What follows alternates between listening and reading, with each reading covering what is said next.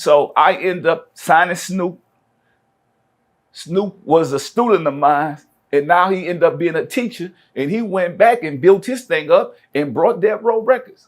Yeah, I mean, at the time, everybody was amazed because it was unheard of. Like, because you don't know how to communicate love. No,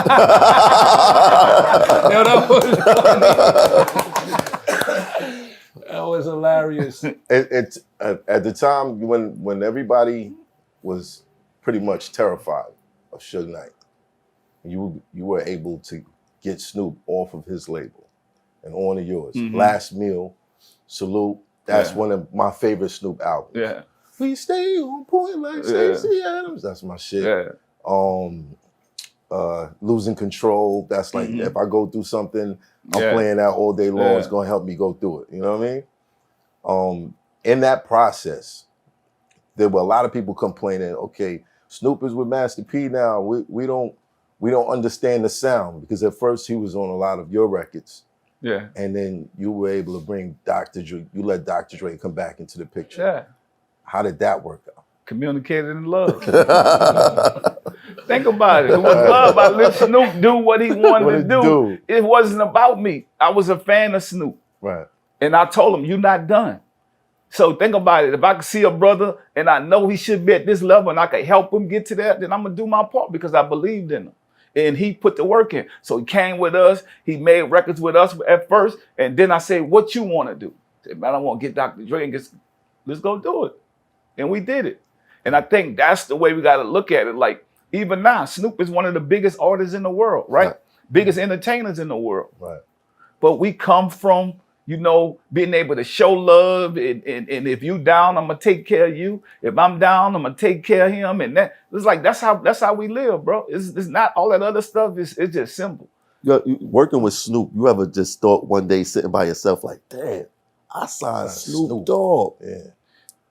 To be honest with you, like, I look at it sometime and say, you know what? It's nothing but God that I was able to do that, because he was going on a path of self-destructing because, you couldn't see, you got to be able to see 10 steps ahead. So, and that's, when you read The Art of War and you live in it, a good soldier prepare for war in time of peace. And so we always just prepare for war. And thank God we don't have to go to war. We ain't had to go to war, but we was prepared. And so I just think that I was able to show Snoop and other artists around me that, man, some of this stuff ain't working. When you got money, you should be happy. You shouldn't be beefing. You shouldn't be warring. You shouldn't be none of that stuff. It's like, man, you got bread. Don't let these people trick you out of your position. And so where I come from, the littlest man in the room could kill you. You could be 5'5". You looking for some big old bully. Like, nah, man, it'd be, you got to realize this about how you treat people. And that's the one thing I learned how to do. I'm gonna treat you the way I want you to treat me. And I'm gonna expect that back from you. And that's it. That's how I live. I don't care, white, black, Asian, Latino, whatever. I don't care, what type of person you is. You could be the toughest person in the world. You could be the nicest. I'm gonna still give you that same respect, because you said that word respect. I'm gonna give you that same respect that you give me. And I think that's what life is about. Now you and Snoop have the cereal venture together. Yeah. How's that going? What brought that about? I mean, to be honest with you, just showing Snoop that now we got to look at other levels of ownership. They creating family names and brands. Why are we not doing it? And so he got all these deals, and I'm like, man, if I could show you this. But our biggest thing is, think about it. Now these major companies like Walmart, they didn't want to see that. They didn't want to see that. Like some black men that come from hip hop to be able to control that part of the market. You got to imagine what the splashes was making. That's when I knew now I had to do some changes with the brand. So I created Miller Family Foods, because I started realizing now I got to make some healthy alternative. Right. So you can learn from every venture that you have. And that's what I started doing. When you say healthier alternatives, the ingredients. Yeah, the ingredients. Because think about it, a lot of these cereals, they overpacked with sugar. They got all this dye coloring and stuff like that. They taking that off the shelves in Europe. They're taking it off the shelves in Asia. So I had to go back. It's almost like hustling. I had to go back and revamp And so when I revamped, I said, you know what? Let me figure out how to make everything quality. So now our people don't have no excuse. They won't say, man, Pete, you know, he putting out product, but this product got sugar in it. This product got no. I'm gonna do this the healthier way. So now it tastes good, but it's still healthy. That's dope. That's dope. I gotta get Bobby Kennedy a box of that cereal. Yeah. Nah, let's get it. Yeah. Yeah. Gotta do it because you know he on that Maha stuff. Yeah. Did Snoop reach out to you for Def Jam, or was it vice versa? Yeah, it was Snoop. They don't be liking when I tell this story. Wow. Oh man. You know, because honestly, a lot of work was put into me signing the Def Jam. A lot of work. And they don't want, the people who was putting the work in before Snoop came in, they don't want to be shaded. You know what I'm saying? But you know, Snoop is Snoop. He speaks in a different language. And he know how to talk. He know how to talk to niggas. You know what I'm saying? A lot of times it be black and white with the business. Snoop like, yo, what's happening? This is what we need to do. Ain't no yellow tape, ain't no nothing. We get on the phone and we call a guy.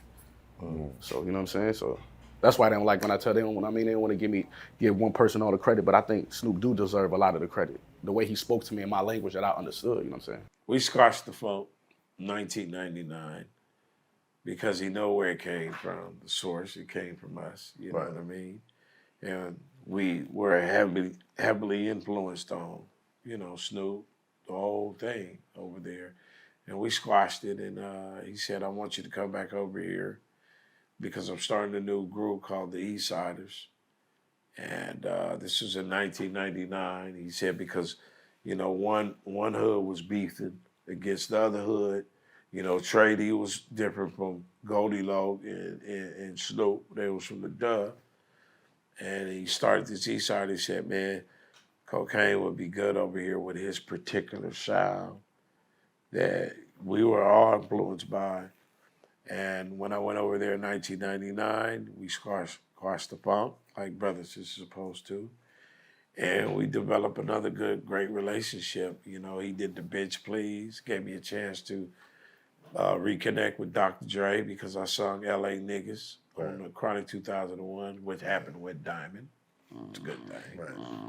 And then Talk that diamond talk. That diamond talk. and then it was just good over there, you know. And then early 2000, I had a chance to link in with P. Diddy, do something on the saga because I'm on that project, and Busta Rhymes, and so many great hits that came out of that from 1999 after me and Snoop linked back in to about 2005, I would say. Yeah. And it was just good over there.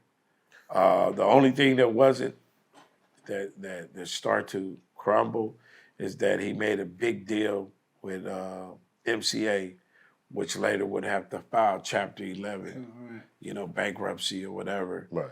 But it was a group he was putting together after we had success with the East Siders and the Chronic 2001, The Last Meal. And because I wasn't a signed artist, I was a free agent. Actually, I was out in New York with D and them who had the accident. Before he had the accident with the Rough Riders, I was out there with Prodigy. I was soul searching. I was like, man, I'm hot. You know what I'm saying? Right. During that period, 1990. I'm like, shit. How many features did you do that? Dog, you slow, bro. I was like, Snoop, you slow. So I remember he called me. He was like, man, we had an argument.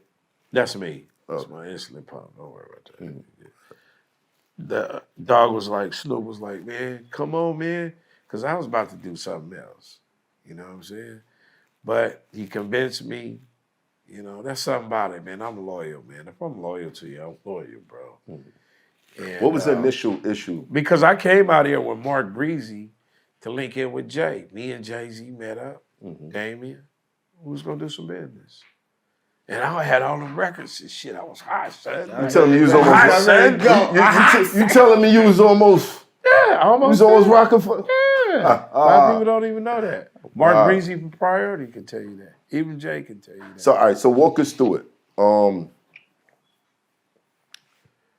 With the East Siders, we kind of skipped past, you Snoop leaving Death Row, Dr. Dre leaving Death Row, what were the vibes around that time? Because it seemed like, you kind of stayed in the mix of all of it.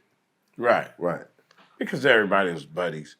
So it 1997. wasn't crazy like how, people on the other side, we're seeing all this shit. We're like, what's happening over there? Well, we just got California after love Easy now. died, Yeah. and then Suge was going to jail and all that. Mm-hmm. In 1997, I came out with a project called Mr. Kane, featuring Too Short, Short Chop, Your Who's Who, and I was with some cats called Street Institute from Pomino Block Crip, real heavy hitters. We was messing with Booyah Tribe, all kind of people, and Battle Cat. And Snoop started his company because he wanted this to be the breakout record after No Limit, because his sound changed When he went to when he's No Limit. Right. Right. But when he got with Cocaine, Except for that last it meal. got back. Except for that last meal. So it got him his crown Right. back. And you were on 9 joints. I was on 9 joints. Right. I was only supposed to do 2, but the sound was so incredible. Mm-hmm. We just kept it going. Yeah, it He was, was like, shit, Stacey Adams, Wrong Idea, Pump Your Brakes, Go Away, all those hits. Bitch really. Please was on that too, right? Who? Not Bitch Please. No. Lay Low. Yeah, Lay Low. All And that. that- And I'm in the video too. And that was Sneaking kind of in the like the video. Dr. Dre coming back into the picture. Yeah. Because people wasn't really feeling the Louisiana. Manny, not Manny, but that No sound Limit in Snoop. type of sound. No limit. Because Yeah, that No really Limit wasn't sound the in sound. Snoop. It I'm not wasn't- hating on it. I like fuck them other niggas because I'm down. Yeah, that shit was That was right. cool.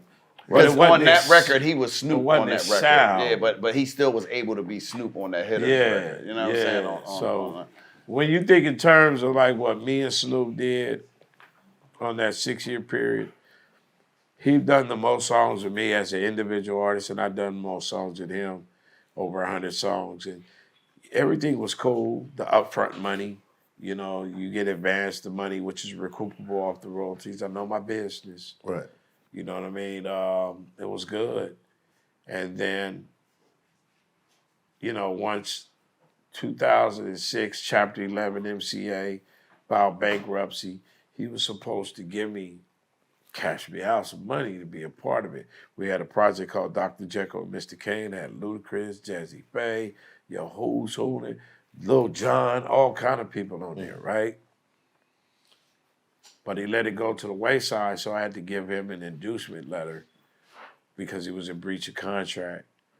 When I got word over there that he dropped me, niggas loose lips or whatever, that wasn't the case. I left because he wasn't doing nothing with me. He took the money. I mean, I ain't mad at you from MCA. If you file Chapter 11 and you get what you gonna get, I'll knock your hustle. That's money to your pocket, but where mine's at? Right. So I left. I had to wait a whole year to get off the record. And then 2006 and 7, I had a altering change with my life. I did a little punk ass county lid, and I heard on my bunk, like God said, move, inshallah, Allahu Akbar, and I listened to the voice, and I just moved. I moved out of Cali to a place I didn't know nothing about. You know what I'm saying? And that was Seattle. I think Snoop Dogg said, I don't know what platform or where it was at, but he said he owned the Chronic after purchasing. I could see that. I could That's see the that. argument that people was Making. grounded on me about because they was like, he can't own it. He He can't owned the open the name of book. the label. He don't own the catalog. We're like, that's bullshit. But I think Dre. Dre combated that. Somebody from Dre's camp released a statement saying, no, that's not true. Dr. Dre owns the Chronic. How? When he gave it up. 100% of the rights of the Chronic. But Despite Snoop Dogg's recent acquisition of the record. how? I think he bought it separately. He bought it. Because remember this a long time ago, and let's check the credits on this. in order to get out of his deal with Death Row when he walked away, Aftermath. he relinquished everything. And he even said that. He said, I gave everything to Suge and I walked away with nothing. I gave him the publishing, everything. Is it possible him and Suge handle that business before? It's possible. Snoop's deal, he didn't get the Chronic or All Eyes on Me. Okay. So he got everything else. But he got everything else. Doggy Style. Okay. But he got his own record, Doggy Style. He got all his joints. Because remember, he just said about Doggy Style, he said He never got paid. He never got paid. Oh, boom. No publishing on Doggy Style. Tupac's masters went back to him last year. Okay. All right. But yeah, to be able to pass it down. That's what. That's crazy. Chronic went back to Dre last year. Okay, got you. From reversion. It's like property, real estate. You could pass it down. But to the your family. reversion, I thought when he gave it up, how did he get reversed? That's a whole nother thing. But usually when you sign a contract, you can get 12-year reversion, which means that even when you sign a publishing deal, they own it for the 12 years. But if you gross your money back, they got to give you all your shit back. 12-year reversion. You know what I'm saying? Because remember when they had the Wu-Tang series and RZA and ODB were going back and forth, going to Def Jam or Elektra, I think was the other record label. Pardon me if I get it wrong. And ODB wanted to go to Def Jam, but the other record label said after 20 years you'll own all your masters. And then at the end of the episode, you see ODB fighting. He's like, yo, I'm doing this for you. Because he had went through the business, and it's just interesting to see how that played out. If he had lived long enough at 45, 46, he would be the fucking man right now. He would be people would be sampling his shit and paying him directly now. He would own all his shit. And we got to remember, they're all related. Cousins, and then Ghostface Kids, that's his nephew. So to look at how intricate RZA was like, I got to make sure just in case I can't take care of these niggas, B. Yeah, that publishing thing is incredible. Yeah, it's so sophisticated. Which I never understood why people were saying, oh, Michael Jackson was going broke. He owned the Beatles publishing.